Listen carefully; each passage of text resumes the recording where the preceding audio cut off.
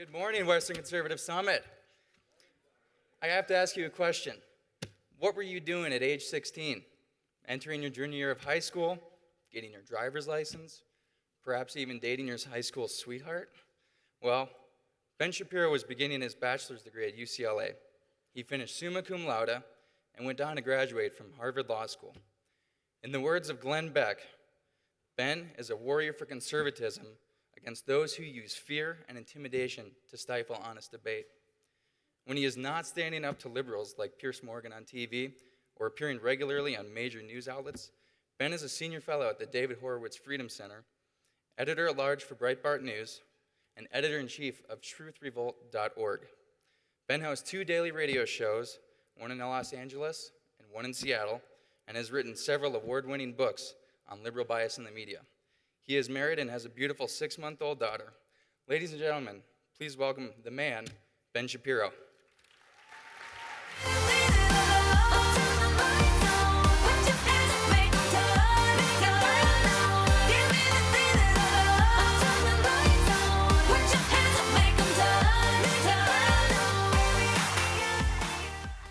Well, thanks so much. I feel as comfortable here as an Orthodox Jew as well. All of my secular Jewish relatives who don't give a damn about Israel feel with the Democratic Party. So,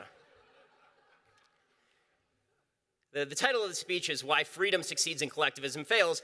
So here's your answer. Government sucks, you don't. And now Alan West. The real answer, of course, is that diffuse knowledge beats centralized knowledge. Turns out that if you took all the collective knowledge in this room, we'd all know more collectively than Einstein did, and that means that no one person is qualified to run a country, is qualified to run a branch of government, really, is qualified to run any of the regulatory agencies, is qualified to run our lives. But I want to answer a slightly broader question here today, which is not why freedom succeeds and collectivism fails. We all sort of know that question. The real question is, why does freedom succeed, collectivism fails, and yet collectivism wins? Because that's sort of what we are watching happen right now.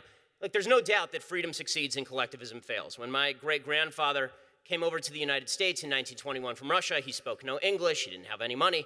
He came here, he lived with family, he learned English, he started a business, he worked, and now here I am standing with you at a very elegant hotel talking about the shortcomings of the American government. That's how freedom works. My great-grandfather's relatives did not come to the United States. They all stayed in Russia, and then they moved to Warsaw, and then they were gassed in Auschwitz, and that's how collectivism works. Make no mistake, okay, this collectivism, that is the evil that we face. It comes with a smiley face, it comes with promises of new rights, it tells you that it's here to do you good, but it is not here to do you good. It comes with guns, right? It comes with guns. Every law that we pass, every law that's on the books, every regulation is backed by a gun. And this is something the left is very uncomfortable with because they like to think of themselves as pacifists. They like to say that we on the right are the people who love guns. Right, we love guns to protect life, liberty, and property. They love guns to put them in our faves and take those things away from us.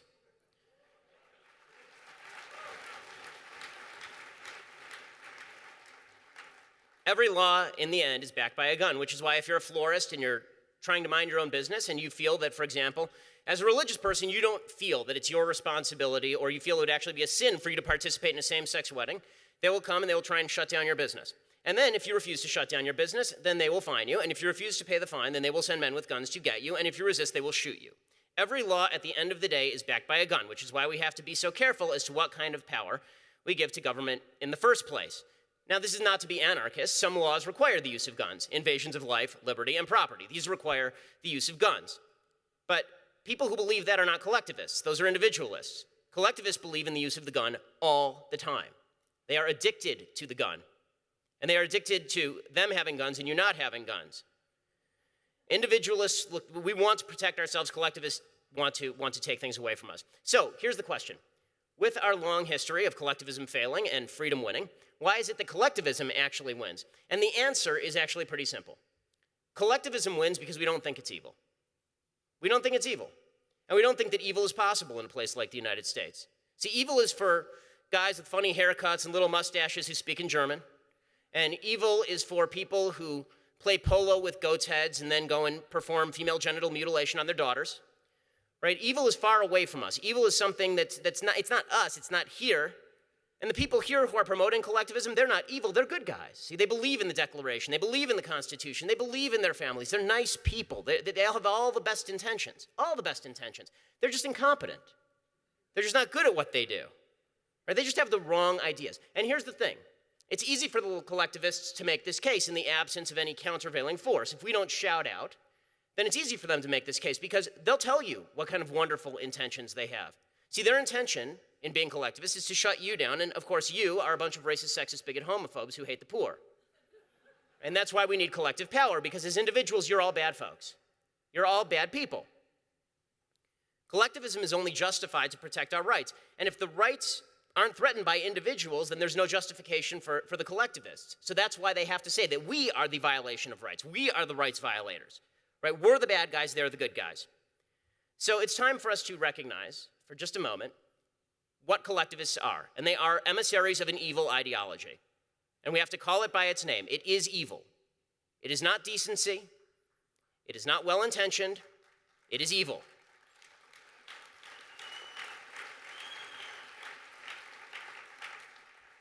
Now, we know all that not just because of the impact of their policies, of course. We know that not because of the literally hundreds of millions of dead bodies strewn around the globe thanks to the Soviet Union, thanks to China, thanks to various other communist countries, North Korea.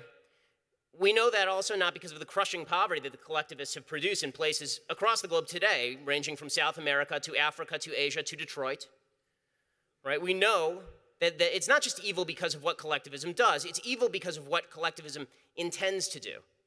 In fact, collectivism, and this is what I'm going to talk about here, collectivism violates every single one of the 10 Commandments. That is the definition of evil to me.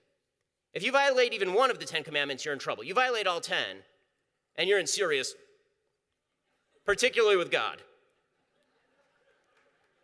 So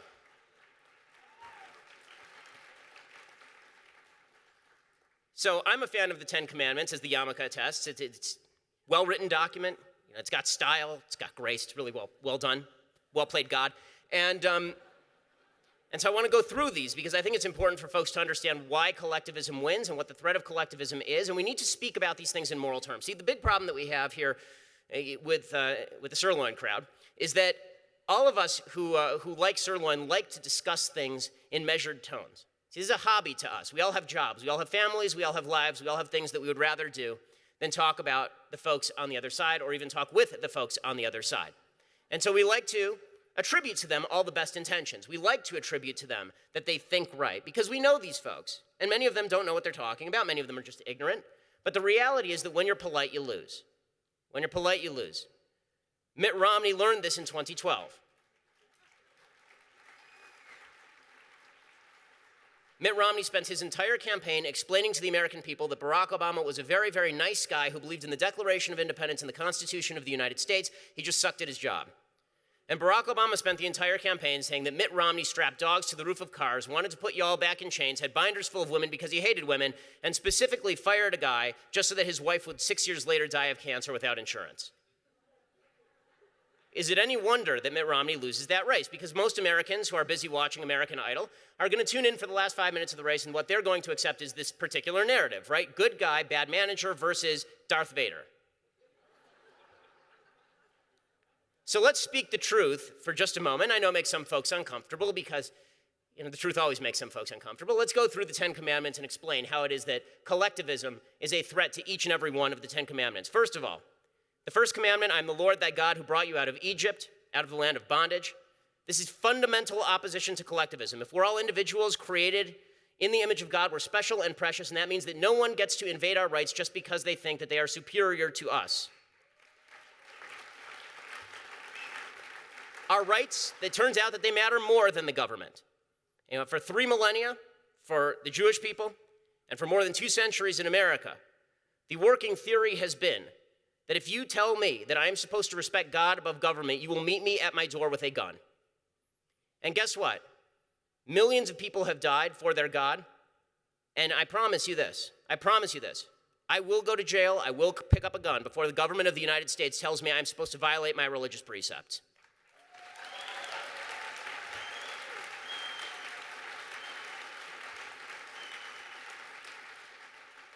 Okay, second commandment, thou shalt have no other gods before me.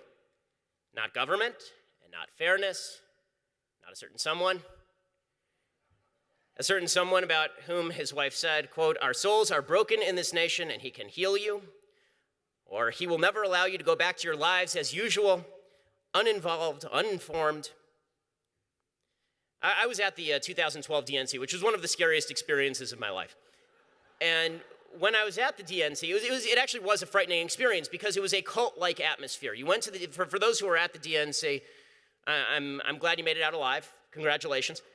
And when you went there, there was actually, believe it or not, an actual stone statue. It was a sand statue of President Obama. Really. It was a sand statue. It was out on the street of President Obama. They'd actually removed the iconography of the Democratic Party. The donkey was gone.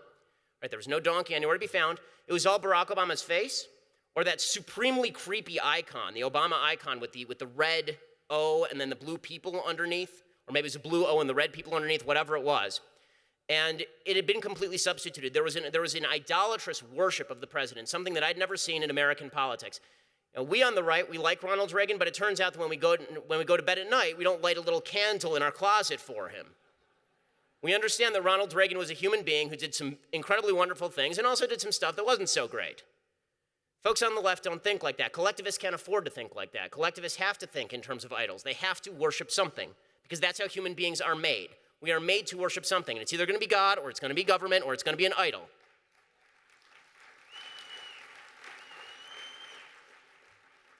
Okay. Third commandment that gets broken by collectivists on a routine basis. Collectivism, it always masquerades as godly, right? The third commandment is thou shalt not take the name of the Lord thy God in vain. Right? If I have to hear President Obama one more time cite the book of Matthew, the least of these, okay, look, I'm an Orthodox Jew. Jesus is not my guy. Well, he originally was one of my guys, but now, it turns out not. And, but when Barack Obama cites the book of Matthew, okay, and first of all, does not know 2 Thessalonians 3:10, right? If any would not work, neither shall they eat, right? And when he's not spending his time misquoting the Bible, he's berating the Bible in 2006. I don't know if you've ever seen this speech. It's worth watching. He gave a speech in which he talked about all of the flaws in the Bible. He said, quote, "Which passages of Scripture should guide our public policy? Should we go with Leviticus, which suggests slavery is okay and that eating shellfish is an abomination?" Well, first of all, Barack, you don't know much about Leviticus and you don't know much about the commentaries, but beyond that, there's still some of us who actually think that eating shellfish is an abomination. Right? I haven't had an oyster for my entire life. The use of God by folks on the collective left in order to manipulate the Bible, to get to people, to make them feel like they're moderate, this is what the left has to do. This is what the collectivists have to do. There's less credibility to the theory that Barack Obama can quote 2 consecutive Bible verses than to the theory that he's born in Kenya. Okay. Obama likes the Bible like he likes the Constitution, roasted with just a bit of barbecue sauce. Fourth commandment, remember the Sabbath day to keep it holy. This is the idea that your labor belongs to God. Right? Your labor is God, it's not government. And it's the idea that you get to act out your religion in public life. So keeping the Sabbath is not just, first of all, it's the greatest thing in my life, obviously. If you saw me walking around yesterday, and I'm sorry to folks I couldn't take a picture with, but that's why. The Sabbath is a wonderful thing for all religious people because it's an acknowledgement that this is not ours. Right? This is God's. And so collectivists hate the Sabbath because it's not ours and it's not God's, it's theirs. By the way, it's the Sabbath that keeps us a charitable people. It's that recognition that this is not our property that keeps us giving charity. The minute you take away Sabbath, the minute you take away the notion that your property is not yours but God's, then charity goes away. Right? Charity, the Sabbath, these are there to make us good people. That's the goal. Collectivists are there to make us bad people. They want us to be bad people because then that justifies, of course, more collectivism. Fifth commandment is to honor thy father and thy mother. The left is not big into this. The collectivists are not. The Communist Manifesto is extraordinarily clear about this. The Communist Manifesto reads, and this is a direct quote, "On what foundation is the present family, the bourgeois family, based?" And by the way, folks, when you read the word bourgeois from the Communist Manifesto, it's not talking about rich people. Okay, bourgeois is that vaunted middle class that you hear folks in the tofu party talk about a fair bit. And they're not real big on it. Communist Manifesto says, on capital, on private gain. In its completely developed form, the family exists only among the bourgeois, But this state of things finds its complement in the practical absence of the family among the proletariat and in the public prostitution. In other words, the breakdown of the family is necessary for communitarianism because the family is the core element that protects you against the vicissitudes of life. It's where you find your protection. It means you don't need government. And in fact, it means you want government to leave you alone because you have people that you need to take care of now. If you break down the family, you're building up the government. There are no two ways about it. And that's what the collectivists want. Beyond that, obviously, honoring your father and your mother means that you actually have to respect the wisdom of the past, which is something that collectivists don't do. They want to remake the world every generation, and they'll tell you things like the youth are the people who know what they're talking about. I'm 30. Young people are morons. Okay, they haven't paid, especially now that we're on our parents' insurance until we're 26. So we're still paying Call of Duty in mom and dad's basement in this state smoking pot legally. And we're the wisest among us? Yeah. Like say, the policies would be replete with the word dude if they were written by people under the age of 30. It's a great story about Ronald Reagan back when he was governor of California, and there was a demonstration over at UC Berkeley.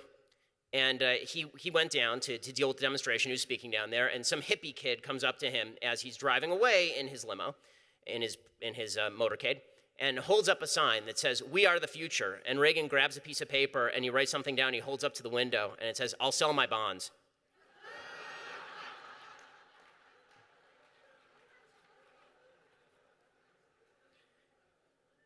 The sixth commandment, and this one is probably, in many ways, the worst of all, if you violate it, is thou shalt not murder, of course. And in order for collectivists to have their way, they have to be in utter and complete control of human life. And that means that murder is nothing to collectivists. Nothing to collectivists, really. And I understand that it's gauche to talk about things like abortion. I understand it makes people feel bad, and that we in this country suffer from what I like to call "you ruined my day" syndrome. And when I was at the DNC, one of the most perverse things that I saw at the DNC is I'm walking along on the sidewalk, and there's a guy, and he's wearing a button that says, "I love pro-choice girls." You can imagine why he loves pro-choice girls. And he's walking directly past a pro-life demonstration, and the pro-life demonstrators are holding up the pictures, the horrific pictures of the aborted babies. And I'm from California, I'm from LA, I grew up in a very cosmopolitan area. I've spent my entire life in either Los Angeles or Cambridge, Massachusetts, two conservative hotbeds. And so it occurred to me, because you're reflexively trained to do this when you live in leftist areas, collectivist areas, that this is gauche, right? This is rude. And then I realized, no, this is reality. Right? This is reality, because it turns out that abortion is evil. It turns out that abortion is murder.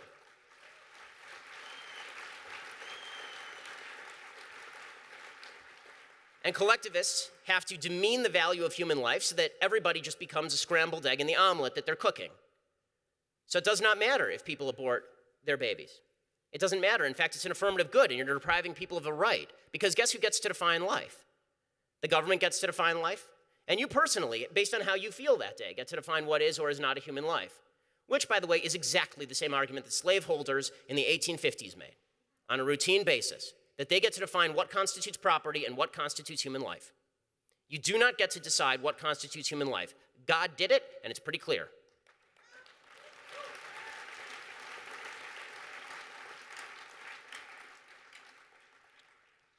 The seventh commandment, routinely violated by the collectivists: thou shalt not commit adultery. Let that one sit there for a while. Collectivists love the idea of there being no difference whatsoever between the sexes. That everybody is basically a widget in their magical system. And there's nothing that has created more unhappiness in the Western world than this idea that men and women are created identical except for their genitalia. And anybody who is above the age of 3 can tell you that this is not the case. I mean, honestly, it does not take a higher intellect to recognize the differences between men and women.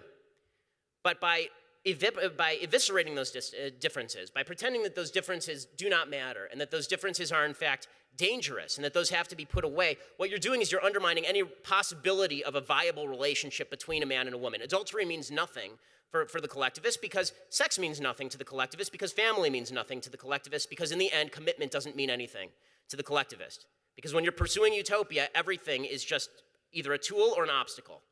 Those are the only things that collectivists are interested in. Tools or obstacles, that's it. And so it turns out that fidelity and family are obstacles. Eighth commandment, thou shalt not steal. Okay, this one I should not even have to explain why collectivists violate this as a rule. It is legalized thievery. Okay, collectivism is legalized thievery. If you and I decided today that we're going to vote amongst ourselves, and we're going to drive over to Bill Gates' house after we take our vote and we've decided that Bill Gates' money is actually ours, and we're going to go over to his house, and we're going to put a gun to his head, and then we're going to steal his wallet, that would make us evil. If you and your friends decided to vote and then go down to a nunnery, put a gun to a nun's head, drive her down to Rite Aid, and force you to buy a pack of condoms, you're Sandra Fluke. Or the editorial board of the New York Times, or the President of the United States, or a 4-member minority of the Supreme Court. Collectivism is evil, that is evil. Just because you think you have a right to something doesn't mean you have a right to take it from your neighbors.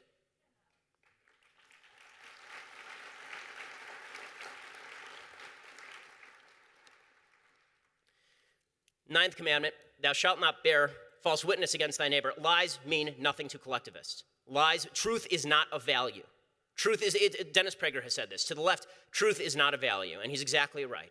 They have higher values. They're pursuing something broader, something bigger, something more important, and that's why they'll lie to your face, and then when you say you're lying, they'll say so, or they'll pretend it doesn't matter. It's why Joe Biden he's a phenomenal liar. He's a phenomenal liar. I mean, when he pastes on the Cesar Romero grin, and he just starts lying in vice presidential debates like he's the villain from Batman. They should have shot that debate off kilter, like just at a 25-degree angle. And then at the end it goes, you get the spinning picture. Truth is a belief that I owe something to the individual. I owe you the truth. Collectivism doesn't believe that anything is owed to the individual. All is owed to the state. And so if the state decides to lie to you, then it's justified because after all, you're bad, the state is good. And finally, the last commandment, the 10th commandment that the collectivists violate, and this whole thing is about why collectivism is evil, and these are the terms you need to argue to your friends. It is evil, it is not misguided, it is evil. Okay. The 10th commandment is thou shalt not covet thy neighbor's ass, which of course was written specifically by God for Bill Clinton.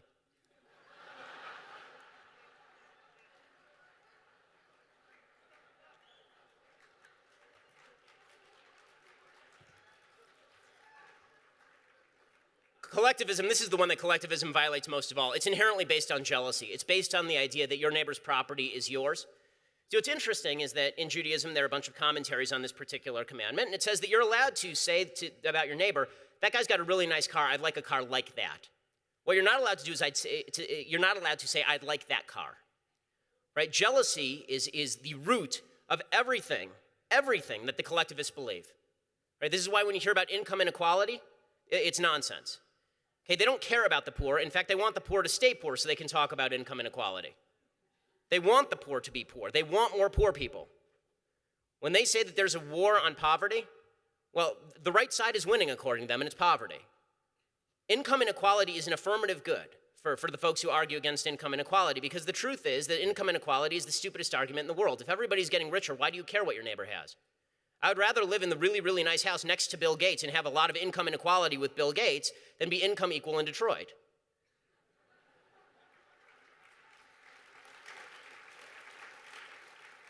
Okay, so to wrap this all up in a bow, collectivism, it wins. The reason that it loses in the long run, but it wins in the short run, is because when we refuse to speak in moral terms, the collectivists win. Because they always speak in moral terms, right? We're bad, they're good. We're violating rights, they're standing up for rights. They speak in moral terms incessantly, and we never do, and it's a mistake. And we have to understand that evil is out there and that it exists. You know, the DNC, I mean, when I've compared some folks in America today with collectivists of the past, people get uncomfortable. Except that the slogan of the DNC, they actually put this up on their big board in 2012, was government is the only thing we all belong to. That was actually on their board. It was so bad that the Obama campaign had to actually disown it. The Obama campaign had to come out and say, we don't believe that. Which, of course, like everything else that comes out, all the other sounds that emerge from President Obama's face it was not true. And, I'm one of the things that I've realized in the last 6 months, I'm a new father. I have a baby. And she has been scientifically measured as the most beautiful baby that was ever made. I know you all think that it's true about your kids. I promise you. I've done the research. There have been polls. It's poll tested. And, it's a new thing when you have your first baby. She's gorgeous, and we love her very much, of course. And one night, my wife and I we're trying to get her to sleep, and she was having trouble sleeping through the night. So like every new parent, we're freaking out, because what do you do when the baby won't sleep through the night? And so I go in there, and she's woken herself up, and she's crying. And I go in there, I put my hand on her chest, and I start rocking her back and forth. And I find myself, as you can tell, I'm not Captain Emotionally Open.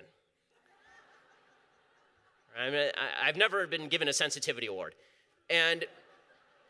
But I'm sitting there, and I'm rocking my baby back and forth, and I find myself crying, which is rare, at least, not around tax time. And so I'm sitting there, and I'm rocking the baby back and forth, and I find myself tearing up. And the reason that I'm tearing up is because it's occurring to me for the first time, like it does for a lot of new parents, I would imagine, for the first time, which is there's going to come a point where my baby is crying and I'm not going to be there. Right? There will be a point where, sometime, God willing, 90 years down the road, there's a problem in her life and I'm not going to be there to solve it. And she has to have the freedom and the capacity to solve the problem for herself.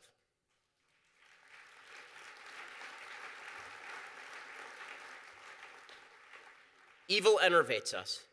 Evil takes that power away from us. It takes away our ability, our will. It saps us of our God-given capacity to solve problems on our own and to make the world a better place and to rock our children to sleep at night, because after all, that's not our job. That it takes a village. Freedom is about the future. It's about what we want to give our kids. And our job is to fight collectivist evil. It's to fight collectivism. Yes, freedom succeeds and freedom wins, but only if we fight. Don't be afraid, though. The nice thing about the Ten Commandments, there's a whole bunch of books that come along with it. And we learn in one of them, in Isaiah 8:10, God is with us. Isaiah writes, devise your strategy, but it will be thwarted. Propose your plan, but it will not stand, for God is with us. And God is with us. He is with us, and God will be with us for so long as we forge forth to fight for the freedom that he granted us. Thanks so much.